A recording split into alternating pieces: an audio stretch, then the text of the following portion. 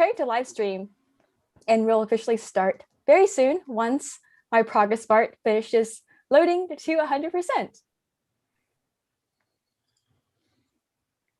That's bad UX. Yeah, I have. It's live. Let's write to Google. Let's say, Google, this is too slow. It doesn't work. Yeah, all right, we are live. Welcome everybody tuning in our recording as well. Welcome to Small versus Large Companies as a designers from designers perspective with Design Buddies and ADPList mentors. If you guys are wondering what Design Buddies is, we are the largest design community in the world with over 21,000 members on Discord. Definitely check us out. We're partnered with Amazing Design People List, where we have our mentorship program at. And we have many free events like this one, a lot of goodies, and a very wholesome community where we can hang out on Discord and chill. The goal is to help you advance your design career, connect with fellow designers without the fear of being judged. It's meant to just be a casual, wholesome place to connect with fellow buddies of the Buddy brand. And with that, I'll pass it on to Sierra to introduce ADPList. Hi, everyone. Welcome. My name's Sierra. I work on the community team at ADPList. I'm super excited to be here today with Design Buddies. So just a little bit about ADPList. We're a global community that is based on genuine connection. It's a platform where people can find, book, and meet mentors around the world. Our mission is to foster an inclusive space and support network for designers to come together, learn from each other, and strive to be better designers. So if you haven't had a chance to give us a try, feel free to head over to adplist.org and let me know if you have any questions. Awesome, thank you. ADPList also launched Design for India to support everything that's going on in India with coronavirus and everything. So how this format of this event will go is that we'll start with intros, and we have pre-submitted questions that you've all submitted on Luma. So we narrowed down to a couple of few that really touches on as many questions as possible. And then before adding a question in the chat, please add your questions on Slido. This is an external link that will be shared throughout the event, so you have access to it. And this enables everyone to upvote and get a say on what questions you want to ask. So if you have a question, please post it on Slido, not in the chat. And at the last 2 minutes, so at around 5:58, we will do a group photo and a wave for our Instagram story. So make sure to stay for that if you'd like to be featured on our Instagram story highlights. And with that, we'll start with intros in alphabetical order. So just 30 to 60 seconds of intros with our panelists, Federico, and then we're going to go with Joey and then Joy and Nitesh. So Federico, welcome. Thank you, everyone. Hello. Excited to meet you all here. A bunch of people see you now. Nice. My name is Federico Francioni. I'm a principal experience designer at Facebook. I'm originally from Italy. I started my career as a consultant, and I was originally a telecommunication engineer. I'm one of those guys that had a very uncommon and non-linear path to design. But nonetheless, I love it, and I love all the aspects of creativity. I mostly focus on employee experience in my work, and has been my career. As I said, I've been a management consultant for a good amount of time. So I've been working with a lot of companies in Italy, mostly focused on food and fashion, moved then to the United States. Right now I'm in Silicon Valley, in San Jose. And during that time, as you can imagine, I focused more on tech and financial services, and moved for a brief time on Microsoft before I moved to Facebook last year. That's it. Very ready to share the secrets of enterprise. Awesome, thank you. Joey, welcome. Hi, everyone. I'm Joey Chung, and I'm currently the Director of Product Design at Realtor.com. I'm based in Austin, originally from Houston and Louisiana, so all around the south of the US. I'm currently leading a design team for all of the real estate professionals to work on their apps and their tools. I started my career in web development and then moved into web design and graphic design. And then I really just, about 10 years ago, got into interaction in visual design, which most people call product design now. I really worked in a bunch of small companies. I worked in agencies. I worked in product, and it really helped form my opinion about what kind of company best suits me and the things that I like to work, the environment I like to work in, the types of processes I like. So I'm really excited to talk to everyone about this today. Awesome. Thank you so much. Welcome, Joy. All right, so now to the next Joy. Hi all, my name is Joy Liu. I am a staff product designer at ServiceNow. We are a large enterprise platform company. And before this, I had to look up the definition of large because I was trying to understand what type of company I've been through. My design career started off in LA. I was at a startup and I slowly moved over to an agency. And then I felt the company sizes was a little bit limiting in terms of project size, which we can talk about later. It limits the budget and then the amount of work I can do. So I moved over to the Bay Area, which is kind of like our mecca of UX. And then I joined Samsung's innovation team. I started working on appliance UX, which is a really cool thing if that's what you're into. And then after that, I went to Google, which is another mega large company, and worked on travel search. And then that's when I decided, okay, enough of the mega large company. Now I want something smaller. And that's how I ended up in ServiceNow. And while I was working as a full-time designer, my side gig is teaching. So I'm also currently teaching undergraduate interaction design major at CCA right now. It's nice to meet you all. Thank you. Welcome. And welcome, Nitesh. Thanks, Chris. Hello, everyone. So I'm Nitesh. I'm originally from India, and I currently live in San Jose, California.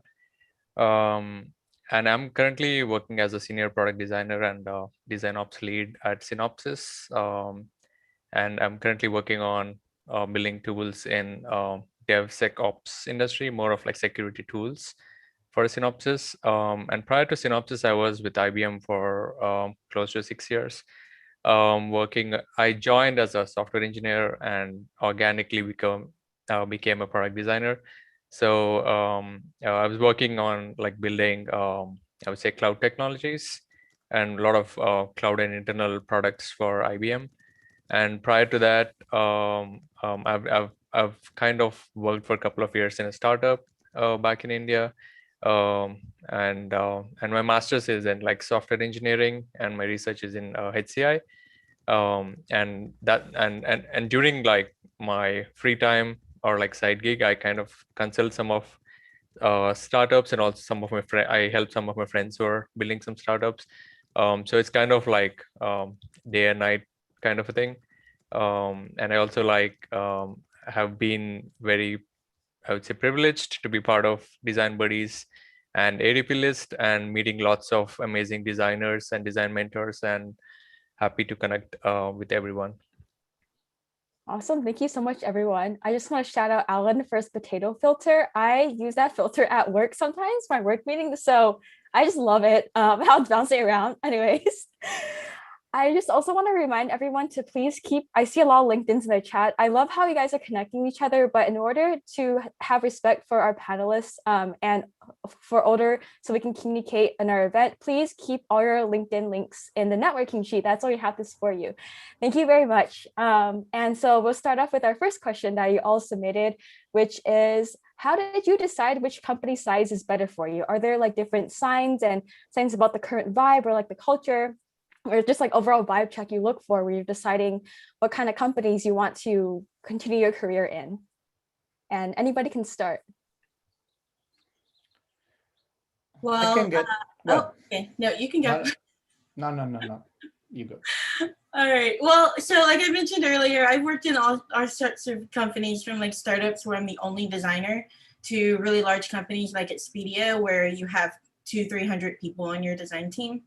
And I think I realized what's good for me is something more in the middle, like a 20-30 person team, 2,000 or 3,000 people in the company. You have like a good product that you have a lot of users for already. It's not like a startup where you're still trying to get users or things like that. There's not too much process, but some people really like process. So at Expedia, we had very strict rules for how you need to design against the design system. You couldn't sway or change. You had to work with all engineers a certain way, work with all PMs a certain way.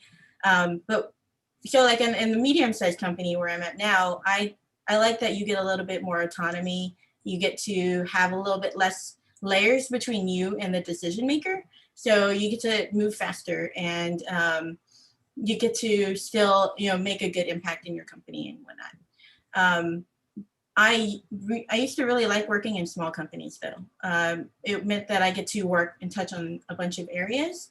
It also meant that I could talk to the CEO whenever I wanted. There was a lot of really good things about it.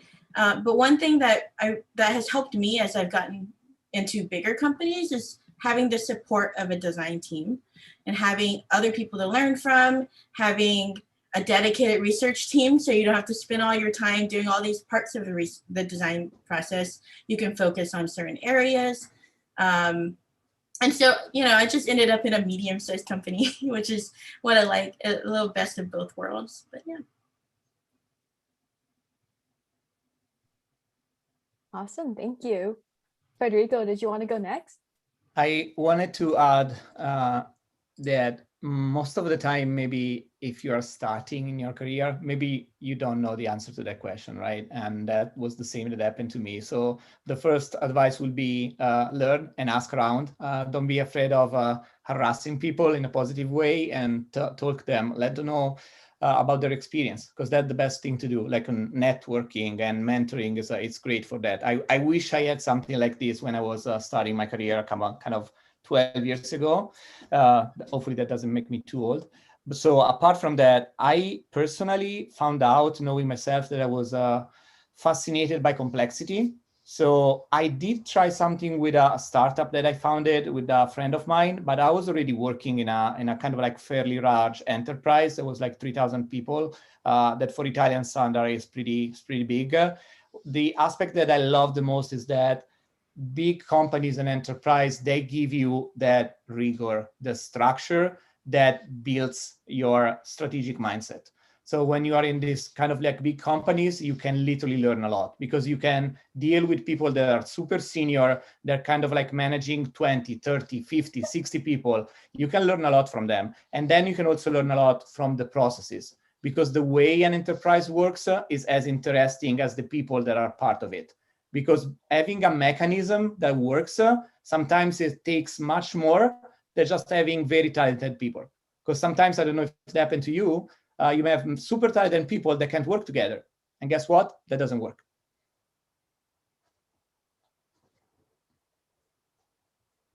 Yeah, definitely agree with the structure of a large company. That's like my first job. I work at a really large company, so a lot of structure, a lot of processes, and things like that. Joy or Nitesh, did you guys also want to say anything? Yeah, I just wanted to like add something related to, I would say, more of for like someone who is starting or like just getting into design and trying to assess what's best for them. Just from like, I would say, role or responsibilities perspective, like if you're maybe starting off at a small company, I think it depends how small. Like if you're the only designer, it's probably a scenario where there will be some experience that's expected. But if it's like a small size company, like you could end up doing all the research, like information architecture, visual design, prototyping, or even you might even have to do some like front-end development, and also like produce some sort of like marketing assets and all that stuff. So if you're not like ready for that to take on that much, and you are still in like learning phase, you could like opt for some teams which do not actually just like make you like a generic designer. More than that, it'll probably like move you towards like a specific role. You could be just interaction designer, or you could just be focusing on UI or UX, or just starting out. Like some people coming from like software background, they could definitely be a good contribution towards building design systems. So it's kind of depends on like where you're interested in. So it's good to know like I totally agree with like what Federico mentioned, which is ask questions and know more about people who are working where you already want to like work, and understand what's the expectation or what's the role like, so that it kind of better fits what you want. For me, Personally, I've been at a startup which started with a team of 5, and then my agency life was a team of, I believe, 20. Then I don't know how large Samsung and Google are. They're probably their own countries by now. And then ServiceNow, I think it's definitely in the 5 digits. I think that we broke 5 digits a couple last year, maybe. So going back to this question, how do I decide what company size is better for me? I think it depends on what stage of life I am. And for me right now, I look for impact within the team, impact within the organization, right? So just beyond my team, how can I contribute back and create leadership from that level? I look for job benefits. I definitely want my healthcare taken care of. I definitely want my 401k, at least I'm in the United States. I look for company growth and potential. And this was something when I was interviewing, I definitely looked up the stock price of this company, and as well as other companies I was looking for, just to make sure the company won't fall under. I know, yes, thanks. I know I don't want to go back to a startup company anymore. That's just not my interest, because I think like Joey said and Federico said, I like that rigor. There is some sort of structure, but I like that structure. It puts me in place. It allows me to focus on the things that I like to do. I look for growth opportunity, especially for myself as a designer. This is something that large companies have the opportunity for you to do, right?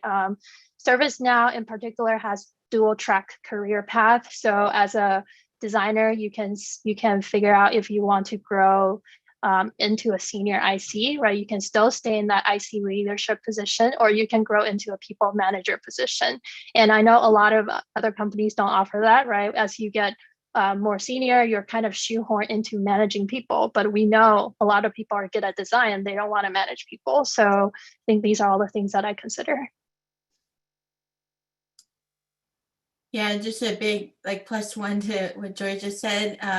In terms of just what should you look for in a company, it really is different. You can be a small company and an agency. You could be a large company and a product company.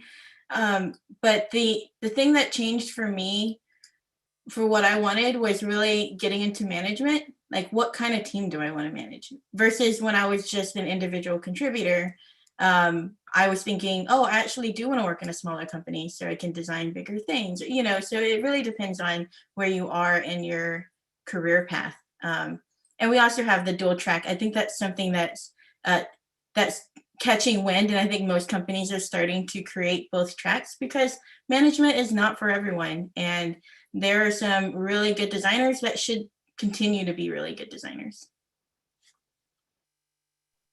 Yeah, also I think it's not just about small or large company. I think it's good to know or find out if it's a small or large design team, because not necessarily big companies always have huge design team, or sometimes there are medium-sized companies which also have large design teams. So if to kind of find out that information is definitely helpful, because for me, in my case right now, I'm at Synopsys. From the company strength perspective, it's I would say mid to large size company, but there are only around 10 designers for the entire company. So it's kind of a small team within a bigger company kind of scenario. So it's kind of depends on how big or small the design team is as well.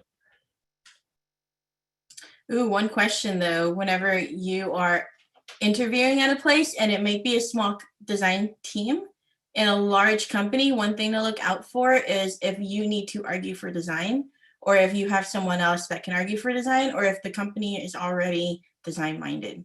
That's one thing that sometimes could be a red flag, or sometimes it's a great company and they have already thought about design and they value it. All great points, mentors. So tell us, what is the best way for a designer at a small company to make themselves a strong candidate in order to secure a designer role at these larger companies? How do I make that transition? Let me I can start this time. Yes. Oh. Yes, you can start this time. Sorry, Federico. Federico, you should start the next one. No. I would say, like any other job application process, you need to optimize your portfolio and resume, right? If you're looking for small to large, large to small, whatever, right? You got to optimize that. Some of the things that I watch out for, and I'm just generalizing, right? Your situation could be different. Sometimes there are frameworks or processes or design systems that's already built in for large companies or companies with large design teams already. And sometimes if they're interviewing, that's some of the things that they would pick up on because they're in the design system day in and day out. If you're in a smaller startup or just a smaller company, you might not have that mature of a design system yet. So these are some of the things that you might want to watch out for and add to your case study. So things like design system consideration, right? Like buttons, styles, responsive design, how the color and topographies are used cohesively, accessibility, localization. I know these two, usually if you have a smaller design team, you kind of run out of budget to consider those. And then these are a lot of the things that larger companies consider. So just things to think about if you have work pieces in your case studies in your portfolio and you're missing those, maybe it's good to add those on your own, right? Or create additional projects to showcase that you can think about those.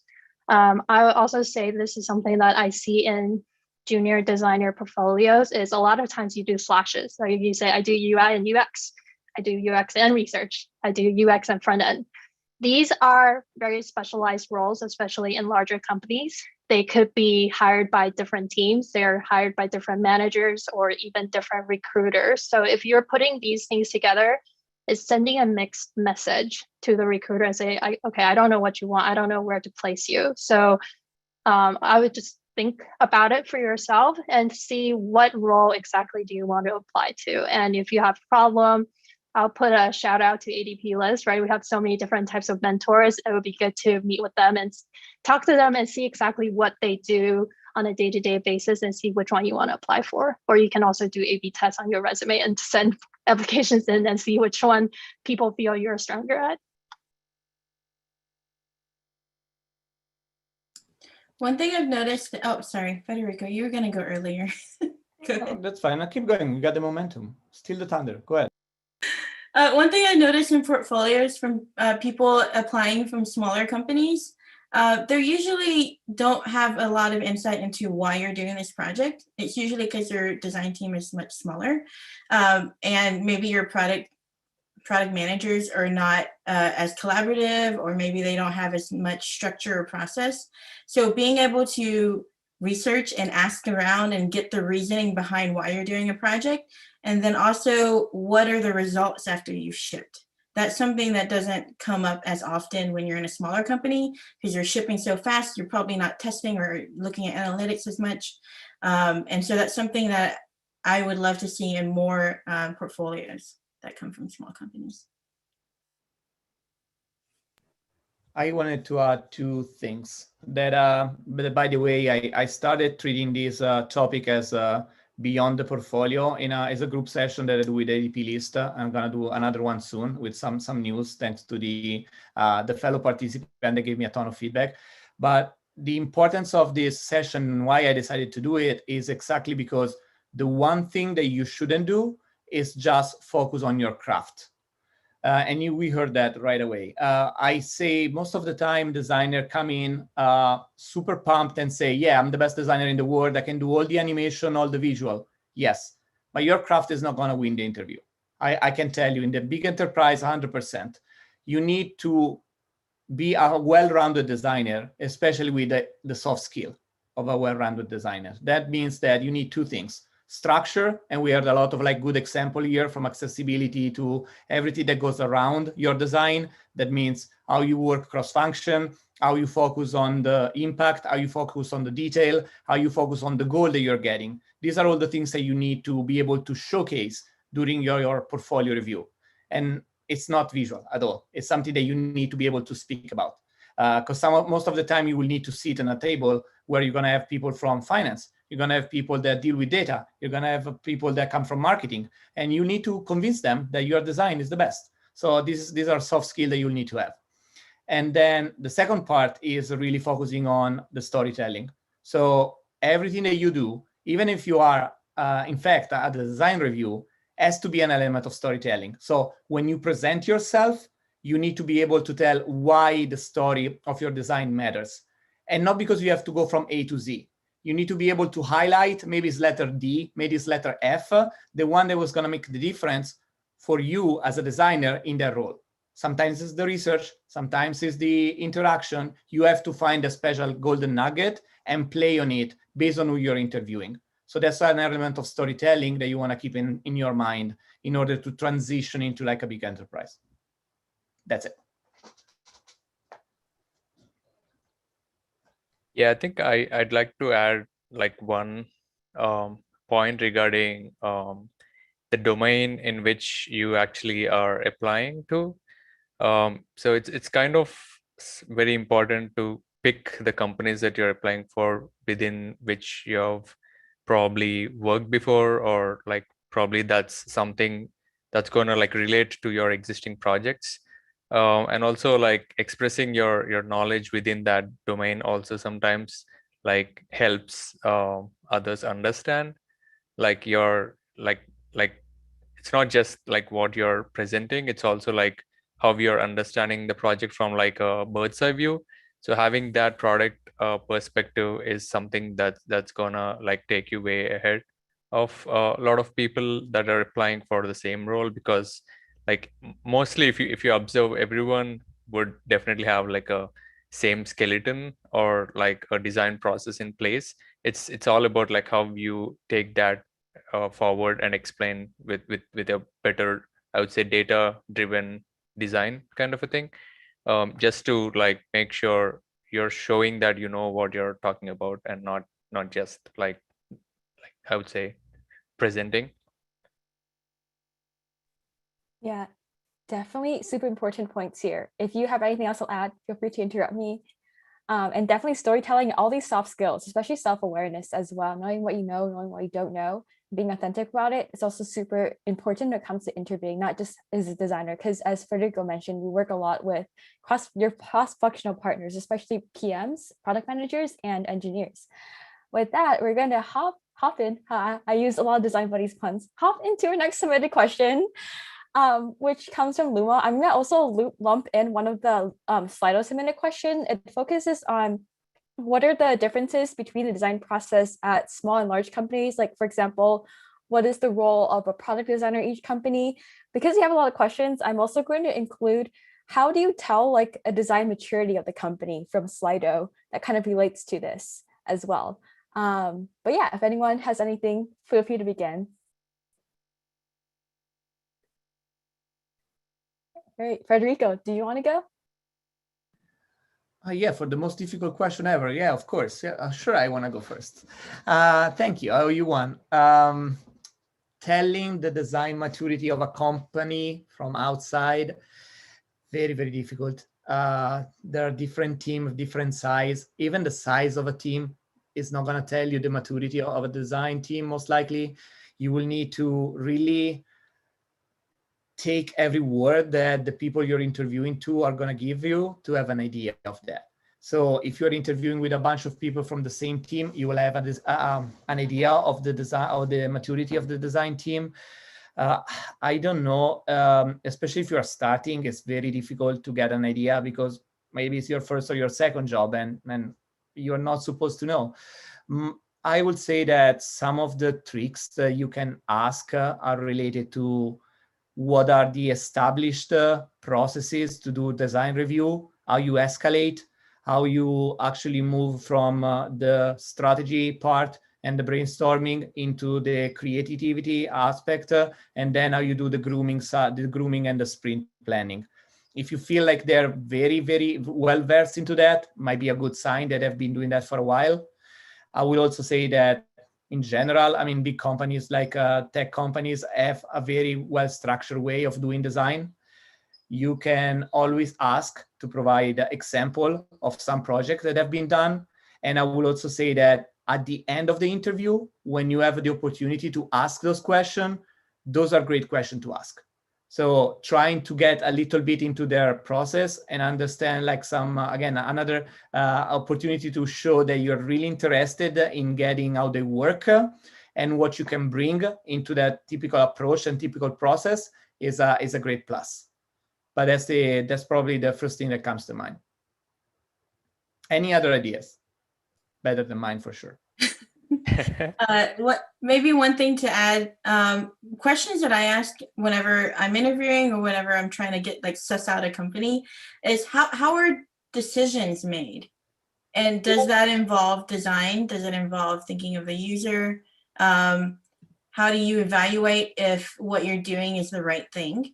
Is that centered around design or like what the user needs or wants? That's another good way to figure out the design maturity. And processes in general between the both is there's either less or more. You're either more chaotic or you're more structured. And there are pros and cons to each, especially when you're working in large companies though, you need to have structure. Otherwise it'll be hard to collaborate with each other. There's gonna be a bunch of people that move in and out of projects. There's a bunch of people working together in the same files. Like all of that needs to be very structured. So maybe not having chaos in a large company is a good thing. And then maybe being too structured in a small company could be worrisome if you want to be able to move fast, or, you know, there's a couple of those kind of combinations that you have to look out for. I'll go next. For just looking back to my personal design process for smaller companies, I tend to wear many, many different hats. And this was 10 years ago. So I actually saw this question earlier and I wrote out my answer already. So I'll be reading off my list. All the hats I wore. So I was a graphic designer. I was a UI designer. And then this was when skeuomorphism was really big. So I was super good at all the Photoshop filter effects and making sure things look like an actual wood cabinet or whatever it is, right? I was a UX designer. I was a design strategist. I was a researcher. And that means I was writing screeners, surveys, synthesizing data myself. There's no researcher on the team, right? You got to do what you got to do. I was QA, and that doesn't mean I was just playing with the tablet trying to break the app. I was actually looking through the test cases and like approving and rejecting them. I filmed things on green screen because we gotta put a video out. I installed some hardwares for some trade shows, right? Just get things ready. I learned Ruby on Rails. At one point, my eng lead was trying to teach me test-driven development and like writing test cases. They're like, hey, you should learn this. And I'm like, no, this is where I drew the line. I do not want to write test cases because those are tedious. So I think there's nothing wrong with that design process in my perspective, because I'm a naturally curious person. So all of these, I was just like, cool, I want to do it. I want to learn what it's like to be a designer, a researcher. I think this works really well if you are still exploring what you want to do, right? Like, for example, if I ask you that question, do you want to do UI or UX, right? And then if you can't come up with an answer, perhaps going into a smaller company could fit your need because you're exploring and you're trying to figure out, okay, this is what I want to do and this is what I don't want to do. I think working on a smaller team allows you to build out your T-shaped skill set, right? You can do a lot of things, but you only need to go deep on one thing, right? You just need to master one thing. You can even be like a M-shaped person, right? You can be really good at a bunch of things, but you kind of have that overview. And then once you figure out what you want to do, then you can perhaps move to a larger companies where now we have a team of people working on different roles, right? And then now you get the opportunity to specialize on the thing that you really want to do. And then you cut out all the distraction, because perhaps at a time in your life, you're like, hey, I'm done doing research. I know how to do it, but that's not what I want to do on a daily basis, right? Then you can look for a team that has a dedicated research team so you can collaborate with them and not work on the research yourself. Where I'm at now, larger companies, like Federico said earlier, soft skills is what I do day to day. I think I'm in more meetings now than I actually work on designs, which is a good thing because now you're problem solving from a strategic level. Your team goes beyond just product design development. You're working with business development, you're working with marketing, content, customer success, legal, sales. You're working directly with the VPs and SVPs, right? The C-suite. You look at products and businesses in a different way, and you look at how you apply designs and how you convince them of your design strategy in a different way. So I think, like, at least that's where I'm at. Like, that's my challenge now, instead of actually just churning out mocks. You certainly do wear all the hats, Joey. That was a while ago. I don't want to do that anymore. It sounds like a lot of work. But I think another question, kind of honing it in a little bit, and I think we've kind of, all mentors have kind of briefly touched on this, but how can projects differ between a large and small companies, between processes, time spent on it, budgets? What are some examples of what that looks like?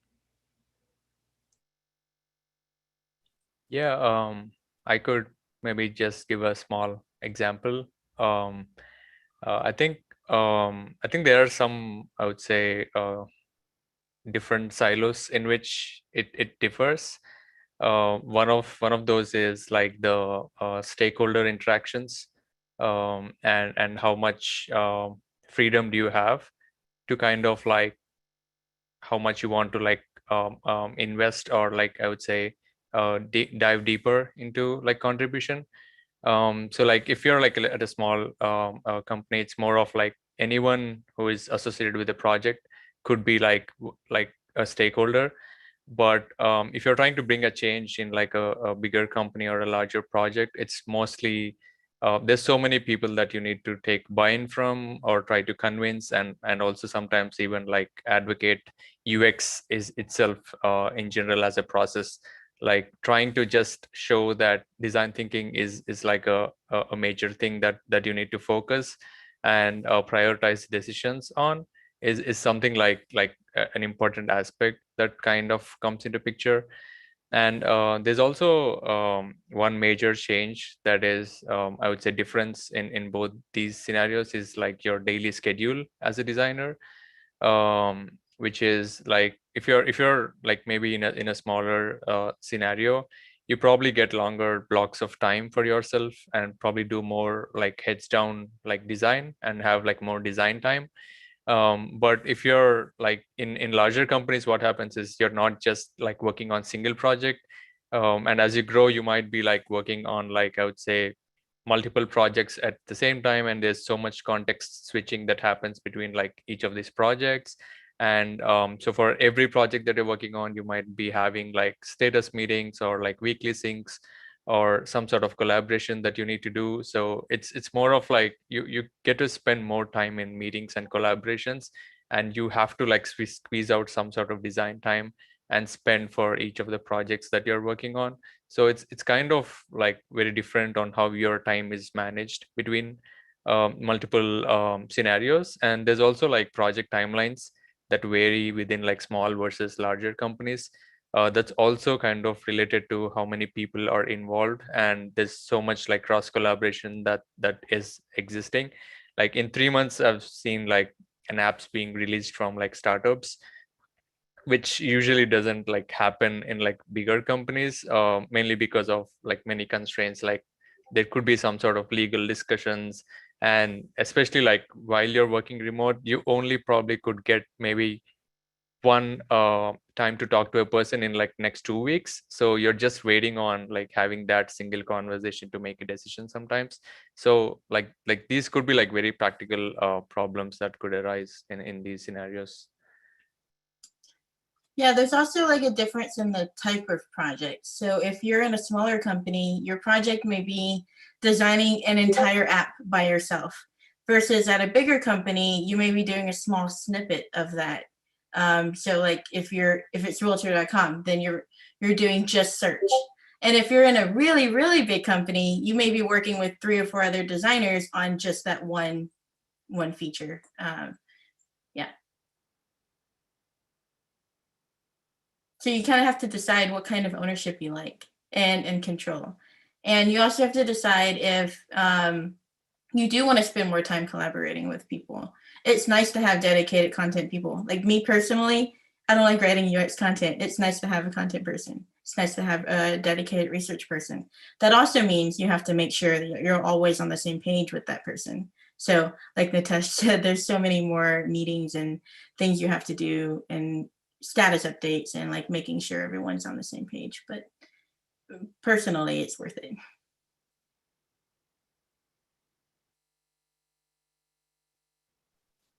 Did anyone else have anything else to add?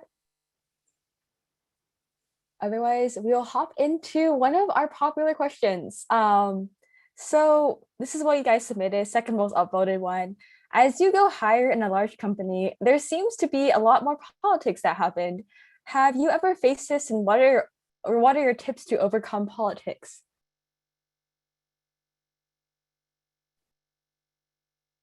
Federico, did you want to start? I saw you noted it down, so. I would say, I don't know what you're talking about. There is no politics in design, and now joking. Like in every company, I think in every work that we might be doing, when it comes to going up and trying to get a little bit more on the managerial scale, you have to deal a lot with the politics, negotiation, politics, and it's all part of your promotion.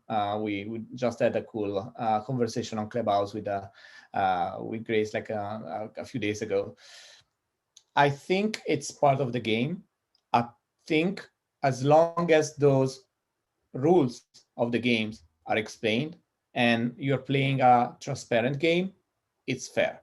And I will always be willing to play a game in which I know how that works, because I can adapt and I can win that game. So you can prepare yourself to be ready and deal with the politics and the fact that you will have to apply your soft skill, not only to showcase your design, but also to showcase your capabilities and become like a better designer, a better manager, and someone that can teach other people how to do it.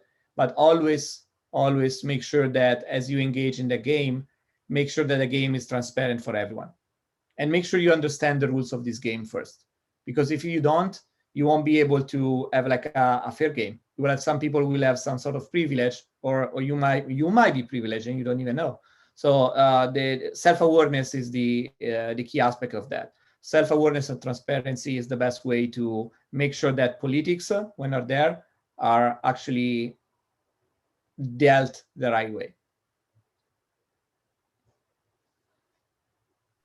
I'll chime in too. I'll say self-awareness is definitely key, because this is one of my lessons learned that I didn't learn fully from working from smaller companies to larger companies. I didn't know how to play the game, and I didn't know how to climb the corporate ladder, right? Because like that was my first time experiencing the corporate ladder, right? And then like Federico said, I didn't have people explaining the game to me. There was no design buddies, there was no ADPList helping me, right? So I thought that when I didn't get promoted or the levels didn't match up to my expectation, I thought that reflected directly on my skill set. I thought I wasn't good enough. And that hurt me a lot as a designer. I got like super bad imposter syndrome. I thought I have to quit UX. I thought I wasn't made of UX, right? And then it was until later, it's like, hey, promotion has nothing to do with you. Maybe it has something to do with you, right? Because at the end of the day, you still have to build and ship projects, but it has more to do with the timing, with funding of your organization and team. It has to do with headcount. It has to do if the leadership wants to grow your org or not, because they can just pull the plug on you, and it has nothing to do with what you do every single day and your skill set. And that was when I started, my skin got thicker, right? And I decided to say, hey, you know what? I decided to focus on myself, and I'm wondering if I'm happy playing the game, right? And at that moment in time, I wasn't happy, so I left. And now, like knowing how to play the corporate game, I think I'm at a better place to protect myself and to gear myself, right? And if one of my project get canceled, I'm not going to be mad about it because now I know how the organization is run. So I think that's a really big thing when you're playing politics. The other thing, so that's more like the personal growth and career path side of things. I want to talk about also politics in projects. I definitely feel for this question a lot, and I think you have to find buddies in the organization, and this could go beyond product managers. Some of my best buddies are business development people, because those people are selling our business, and these people usually have years and years of experience beyond me, right? So I look to them as mentors. They know how the corporation is run.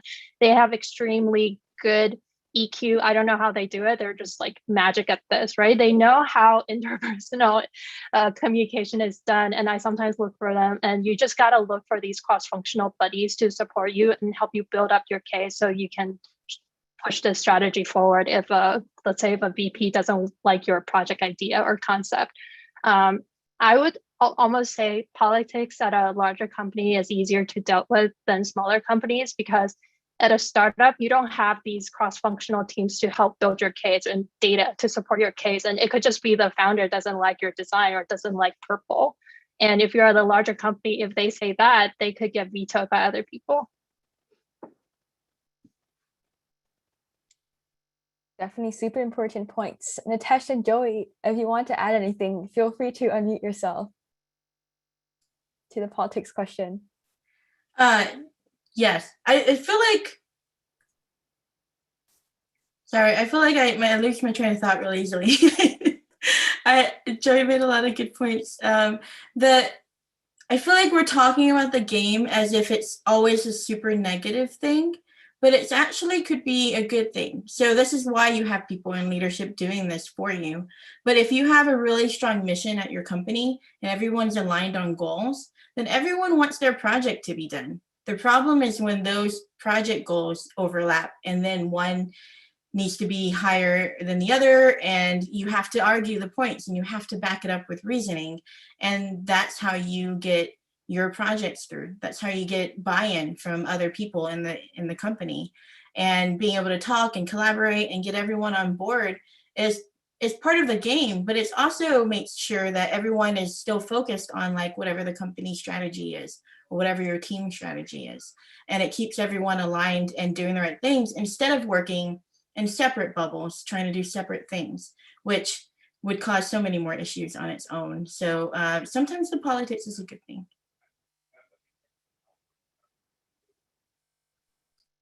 Awesome, thank you. Nitesh, did you want to add anything? If not, oh, go ahead.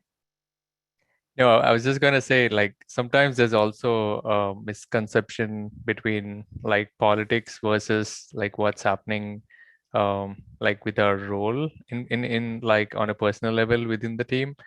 So like always I mean something that worked out for me is like if you're always advocating yourself for yourself and also like the work that you're doing constantly and consistently with your manager or like with whoever who needs to know what you're working on, that usually like helps you with some, I would say, evidences and also like some sort of progress that you can always have that could support your points, because like sometimes we end up not speaking up a lot or like not showing what you actually did versus maybe like say you're working with like 4 others and maybe you might have like done or contributed more, but just because you don't say it, other people or like people up above you do not know what you actually did. So sometimes it's really important to like speak about what you actually did and advocate your work.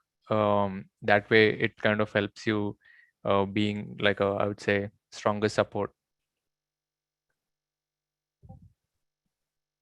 Awesome. Thank you, everyone, for sharing. We are getting close to time, so we're going to take one more question, and that question is number 1 submitted, and we're going to let Maggie ask the question. All right, drum roll. What should a junior UXer do in the first 90 days to be successful and not get fired? play some politics? No. Get to know the politics. Well, yeah. I would say that the one thing I tell everyone to do in their first 60, 90 days is to get to know people. Like you have to get to know the product and the like what you're doing and all that stuff. But I think getting to know people is the most important one. So set up one-on-ones, not just people on your team, but people on neighboring teams. That's how you make your buddies, the ones that you need to be on your side whenever you have things to argue for, or you need, support from other disciplines. Yeah, I'll chime second that too. Use your newbie card, use it to your advantage. Just bank on that, right? You have that 90 days to ask any stupid questions, right? Like, yes, we know there are no stupid questions, but sometimes when you ask it, you feel like you're stupid, but that's the opportunity, right? You can ask as many questions as you want. You can use this newbie card and say, hey, Joey, hey, Federico, I'm new, I just joined. I would love to know what your role is here. I'd love to know what product or project you're working on, right? Ask them out for coffee, ask for a 5-minute thing, say hi to everyone. I know this is especially hard because I'm an introvert. I like to hide under rocks, but this is the time when I actually think back and channel to my more extrovert friends. And I'm like, okay, what would this person do in this case? Okay, they would actually write emails and just set up a 15-minute one-on-one chat. And usually people accept and they're so welcoming because, I mean, who isn't, right? So I think definitely use that to your advantage. Then once 90 days pass, you probably have a really good idea of how the company is run, who's working on what, in case you have to reach out. And now everyone knows who you are. I'm gonna say one of my usual provocative things here. Don't worry about get fired in your first 90 days. It's your honeymoon period. Why would you even stress about getting fired? You're not. If you starting with the companies because you already passed an interview and you've been compared across, I don't know, probably hundreds of people, right? At least 4 or 5 in the last round, to say the least. Why would someone fire you after 90 days? That's your opportunity to just relax. Forget about all the interviews that you've been doing, probably for months, and all the stress that you have, and finally focus on get things done. Enjoy your work as a designer, enjoy your new co-workers, and if you're virtual, again, networking is a big part of that. Enjoy a new company, learn about what they do, their mission. If whatever you don't know, just focus on the positive things. I know that imposter syndrome is true, and I'm not immune to it. Like everyone has it at some point in their life. But the more we stress about it, the more we'll be focusing on that, and the worse we will perform. Just forget for a second, enjoy the moment, and get shit done. That's so easy. You feel much better. No one is gonna fire you. I can make a promise, but unless you really do something wrong and you really mess up with something ethical, there is no reason why people should fire you in 90 days. Yeah, I was going to say, you could be fired, but you should also go in with the, be a good human role. And then you probably are okay. Like if you're a good person, you can work with everyone. Also, one thing I like to caution people on, it's so easy, especially as designers, we see problems, like we're problem solvers. You don't want to go into a new company and say you're doing everything wrong. You have to really come in with a listening mindset because there's certain reasons why things are done the way they are, and you have to hear and listen and understand where everyone's coming from, what they're doing, what they've tried in the past. And what kind of things are they trying to do, and just kind of ease in there like that. But yeah, just be good. You're not going to get fired. Cool. All right. Thank you very much. We're going to do our group photo now. We're almost at time. Natasha, did you also want to add anything? No, I was just saying, maybe just have a goal to write your experience of your first 90 days so that in order to, because you're going to write about your experience, you would definitely work towards having something good that you write and share around people, so that it's definitely you wouldn't get your first 30 or 90-day experience to write down down the lane. So it's definitely something that's going to be fun. All right, awesome. Thank you so much for all of our panelists. We're going to take a group photo now. So I'm going to count down 10 seconds. So open your camera. There are going to be multiple pages. So just sit tight, hold your smile, and we'll take our group photo. You can bring your stuffed animals, toys, parents. People bring their parents sometimes, dogs, fruits. All right, cool. And then after that, we'll do a wave for our Instagram story. So I'm going to take some screenshots. All right, 10, 9, there's 5 pages. So sit tight until I say ready, and then we can wave. 8, 7, 6, 5, 4. Also make sure to check out ADPList and Design Buddies. 3, 2, 1, smile.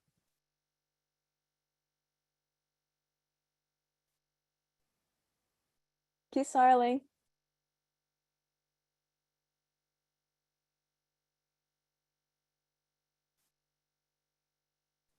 All right, thank you so much. We're going to do our wave for our Instagram story. So you can wave, dab, dance, wave your stuffed animals. We always love that. We have so many of that. Okay, let me make sure my hand is on that. Hello, everybody. Thank you all for coming to our wonderful discussion about small versus large companies with Design Buddies and ADPList with our wonderful mentors, Federico, Joy, Joey, and Nitesh. Cool. Thank you all for coming. This concludes our event. Oh my God, it's Baby Yoda and a potato and some cats. More animal. I love it when you guys bring your pets on. And then that filter with a dog and the Design Buddies background. I love it all. But our event has concluded. So feel free to enjoy the rest of your night, continue the conversation on Design Buddies, reach out to mentors on ADPList. All of our panelists have their own profiles, so you can schedule time with them if you want to receive their mentorship as well. I know Federico also runs a bunch of group sessions, so make sure to check out that homepage for group sessions. I'm also doing one on Saturday. Unfortunately, it's full, but I'm live streaming on YouTube and doing a Design Buddy, so more than 200 people can take part of that as well. So yeah, in case I got like a ton of messages about that, so I just felt like I had to address that. And yeah, enjoy the rest of your day. As always, stay positive and test negative, and I make sure I'll stop streaming onto YouTube. Yes. Thank you. Thank you, everyone. Thank you. Thank you, guys.